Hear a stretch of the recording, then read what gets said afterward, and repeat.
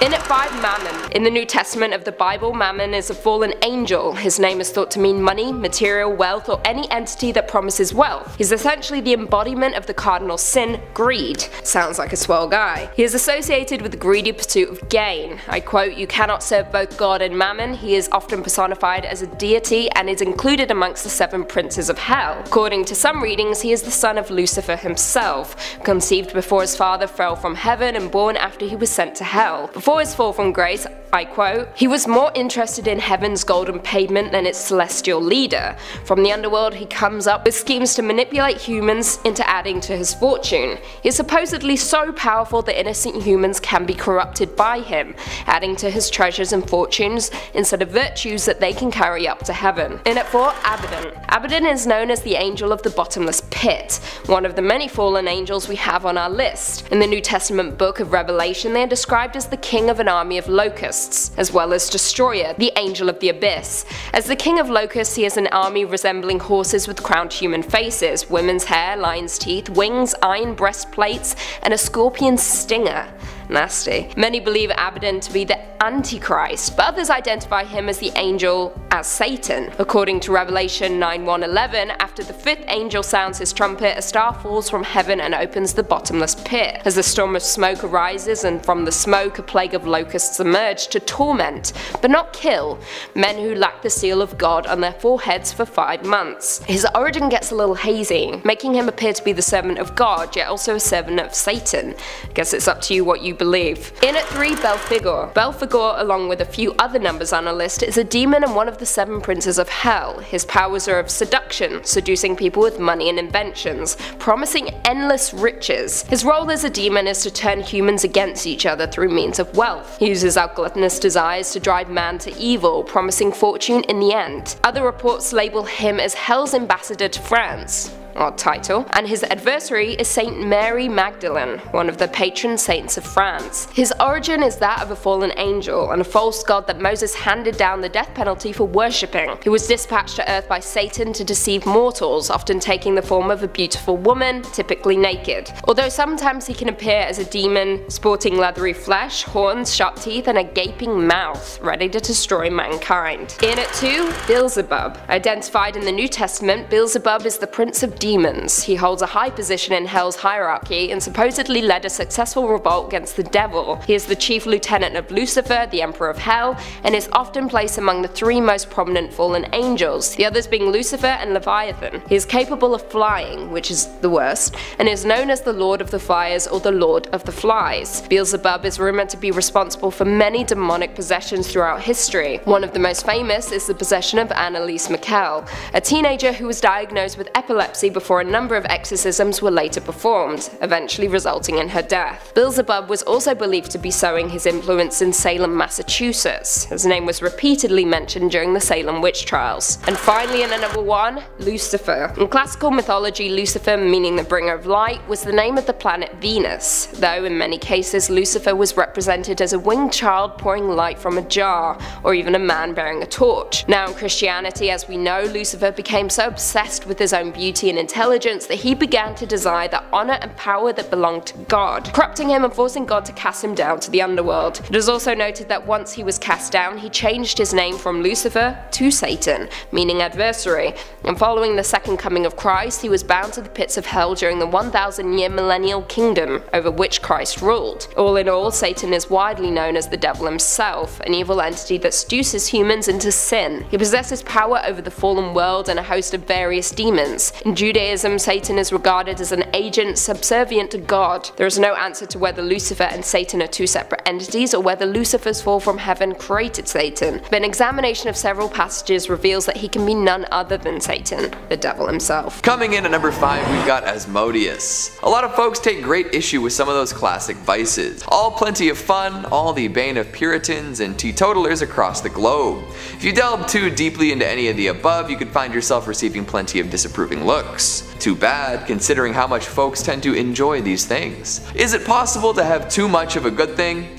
Hard to say, especially these days. Who knows when the good won't be available anymore. However, traditionally folks have looked down upon those consumed by lust, whether it be carnal, money-focused, or otherwise. Thankfully, you can blame a demon for all those urges. Isn't life funny that way? Who made up morality anyways? Why not just explain it all away by saying it's totally out of your control? Beautiful, it makes up for everything. So we've got Asmodeus, the supposed son of Adam, once an angel of harlotry. Of course, his angelic properties aren't really around anymore as he fell from heaven and now lives as a demon in the underworld. With time, he became more well known for stuff like gambling and lust, and somehow became Lilith's husband, which is fun. The two of them, both labeled temptresses, produced all sorts of demonic babies to keep the fires of hell hot. There's also the famous story of Asmodeus killing 7 husbands in a row to keep one woman from consummating her marriage. Like, every time she got married, Asmodeus would show up and murk her husband before they could do the deed. But then she'd go out and get married again. At some point you think she'd learn and see a pattern and stop feeding her suitors to a demon, but hey, maybe she liked the demonic attention. Asmodeus is pretty wicked looking too. Rocking 3 hideous heads, this demon gets around by riding a dragon. This isn't his only look though, as he can appear as a few other forms to appeal to different types of people. I mentioned gambling before, and anyone with that kind of habit can thank Asmodeus for it. Gotta love it. Lastly, his powers do tend to get stronger in November, so once Halloween wraps up, be on the lookout. Lust might not stick around as easily once everyone puts away their sexy costumes, but hey. Coming at number 4, we've got Abezethibou. Rocking with another fallen angel here, we've got Abezethibou. A little tougher to say and spell, but just as scary and powerful. Raunchy as all hell too. See, Abezethibou left heaven at the same time as the devil himself and didn't take the fall that well. He used to be a flatterer of God, but once he took that trip to the down below, things got ugly. If you're familiar with the most legendary gaming villain of all time, you'll see some inspiration here. While falling, Abezethibou was used as a life raft of sorts by other fallen angels. They grabbed at his body and managed to take hold of one of his wings. This led to the feathered appendage being torn off, leaving our poor demon to be with only one wing. Eventually it did sort of grow back, but not as it was. Abezethibou is known for having a red, grotesque wing. That's how many recognize this demon. Badass, but probably really upsetting to deal with after many lifetimes of perfect angelic wings. Like I said, once he made it to hell, things went extra south. He rules over Tartarus, which is essentially hell jail. All of the worst reside here, suffering eternal torment in a cage of their own creation. How lovely. Abezethibou also has quite the command of sorcery, able to cast powerful spells and persuade influential figures to act in unholy ways. For these reasons and more, it was decided that this demon could no longer have sway over humanity. Abezethibou was eventually trapped in a pillar of air, meant to be trapped for eternity. Tough break for sure. However, many do believe that Abezethibou will return one day and bring with him thousands of years of fury after being trapped so long. His red wing will unfurl and he will return to his vengeful and cruel ways. Who's excited? Coming in at number 3, we've got Legion. One person can be many things, but in this case, one demon is actually many demons. And these demons were so nasty, so evil, that Jesus himself had to exorcise them. Holy smokes, right? Legion is quite popular in the pop culture pantheon, and many famous exorcisms and related events seem to use him as the prime example. With so many demons dwelling within one main demonic form, they can take over the souls of people relatively easily and with varied results. However, all of the demons that make up Legion act as a sort of hive mind. They all have the same knowledge, thoughts, and reactions to things, and if one demon from the collective experiences something, they're all aware of it. With all of that knowledge and the ability to spread out all over the place, Legion can be a terrifying adversary. And even though Jesus does manage to send Legion back to hell in the Bible, there isn't much guaranteeing that many parts of Legion can't come back. Most folks only experience Legion as individual parts too. This is when the demon is at its weakest, as each individual piece of the whole only holds so much power. Were Legion to assemble all of the many together, we could be in trouble. Imagine all the limbs. Coming in at number 2, we've got Vetis. Corruption. Such a classic human form of folly. We work so hard to avoid it and even do our best to prop up those who remain pure of heart and purpose, but corruption spreads pretty much no matter what. We can thank Vetis for that. Second in command to Lucifer himself, this is the demon who wants to tempt holy people away from their chosen path. Even the most pious has a chance of being drawn in by this demon. He works very hard at figuring out people's deepest desires and then encouraging them to pervert everything they believe in to achieve said goal. goals. Oftentimes these desires are less than socially acceptable, and at worst they can be quite taboo. Does Vetis care that he's ruining lives? Probably not. He takes on different forms to be extra convincing and makes sure to really sweeten the deal whenever he can. However, there is a way you can tell if Vetis is trying to tempt you. He only speaks in rhyme. Interesting, right? Hold on, there's a form of communication that almost exclusively communicates in rhyme and tells people to act in all sorts of wild and depraved ways. Music!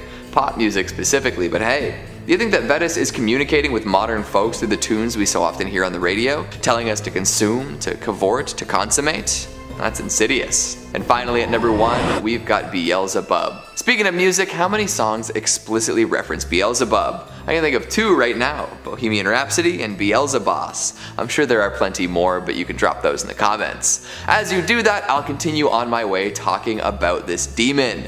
Beelzebub, the Lord of the Flies, the devil, but also maybe not the devil. There's so much to say about this particular demon and so little time in which to do it. I'll see what I can do with what we've got today. So the Lord of the Flies may be associated with literature read in schools these days, but back before we had a tale of British boys losing their minds on an island, that association with insects was filthy. Ruling over flies meant you had domain over demonic excrement and rot. Not a good thing, right? Throughout history, people have blamed Beelzebub for all sorts of things. He was closely associated with the Salem witch trials and cited often when folks were put to death. Plus, years after that was called off, he was again referenced in many exorcisms, both infamous and unknown. All of this pales in comparison to his actual standing in hell though, where he is known as the Prince of Demons, and rules over the other basement dwellers with an iron fist. His ultimate goal is to destroy the world, and it seems as though he's been planning this for ages, tricking people into worshipping false idols, commanding other infernal beings, and sowing seeds of discontent. Nobody's doing it quite like Beelzebub. I'd recommend learning a song wicked enough to defeat the devil, otherwise you're probably ending up going down to hell with him. Coming in at number 5, we've got Astaroth. You feeling lazy lately? After a good year or so indoors, followed by some intense socialization, you probably feel like it's time to hibernate again. Fall is rapidly approaching, and with it the desire to drink hot tea and never leave the house. There are horror movies to be watched and fall recipes to be cooked, but be careful. If you use all of this as an excuse, you might be under the influence of Astaroth. Riding around on the back of a dragon and carrying a staff that sort of looks like a snake, this dude is all about laziness. Astaroth's whole deal is tempting mortals into being lazy. Once he gets them there, it's so much easier to manipulate them into bad behavior. More souls for hell, more blood for the blood god, and all that good stuff. Sounds like fun, right? That's not all he does though, although that is a pretty rough task. People are naturally inclined to laziness anyway, so being tempted into that kind of thing is the worst.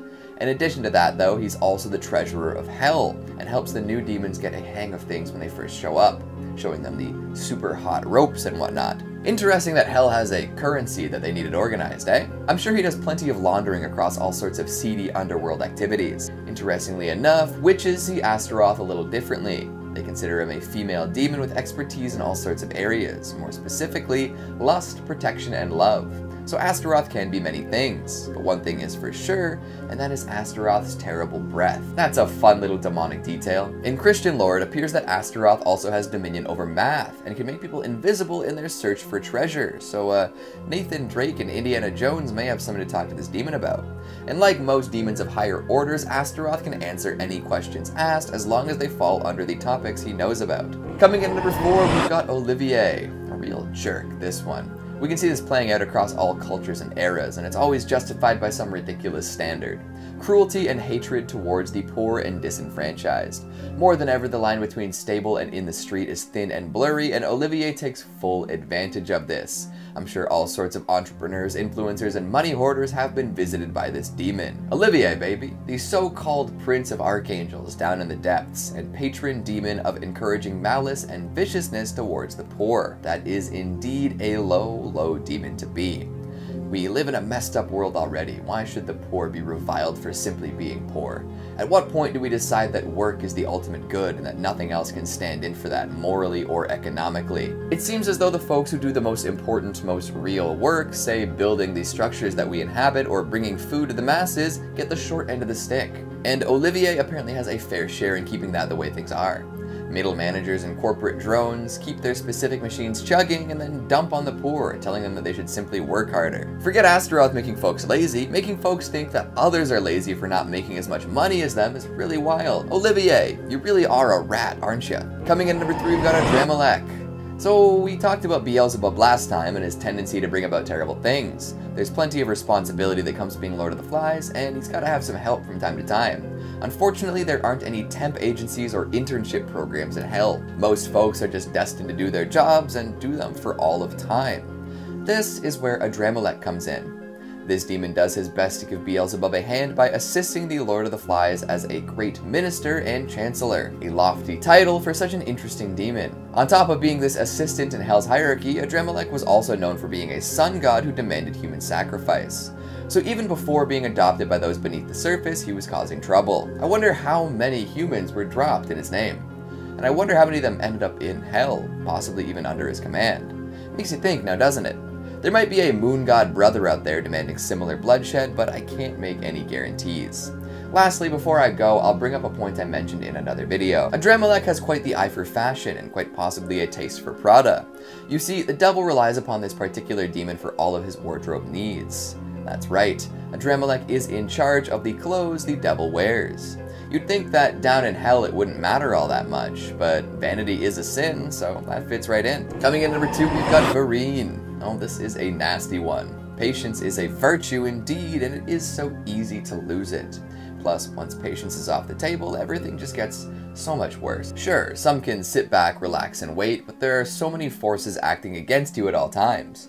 Who wants to wait, right? Especially in this era of constant and instant gratification. Why sit quietly and be ready for whatever when you can do a nosedive into your phone and drown in all of the readily available content? Hell, I bet a lot of you folks watching right now should be doing something else, or at least preparing to do something.